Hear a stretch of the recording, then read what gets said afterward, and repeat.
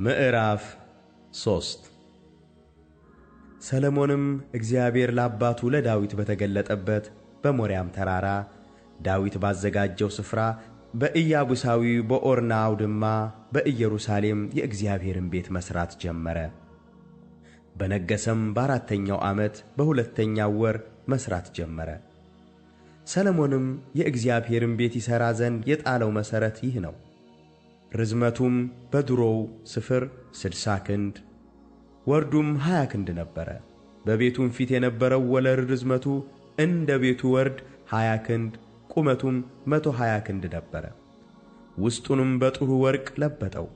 ታላቁንም ቤት በጥድ እንጨት ከደነው፣ በጥሩም ወርቅ ለበጠው።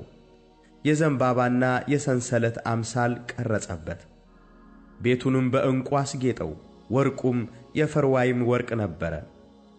ቤቱንም ሰረገሎቹንም መድረኮቹንም ግንቦቹንም ደጆቹንም በወርቅ ለበጠ። በግንቦቹም ላይ ኪሩቤልን ቀረጸ። ቅድስተ ቅዱሳኑንም ሠራ።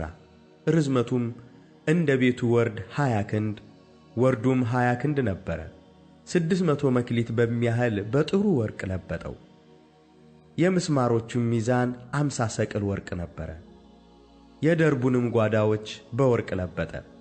በቅድስተ ቅዱሳንም ውስጥ ከእንጨት ሥራ 2 ኪሩቤልን ሠራ፣ በወርቅም ለበጣቸው።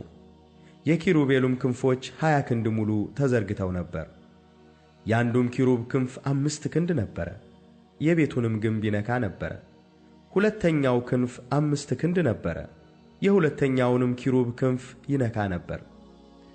የሁለተኛውም ኪሩብ ክንፍ 5 ክንድ ነበረ፣ የቤቱንም ግንብ ይነካ ነበር። ሁለተኛውም ክንፍ 5 ክንድ ነበረ፣ የሌላውንም ኪሩብ ክንፍ ይነካ ነበር።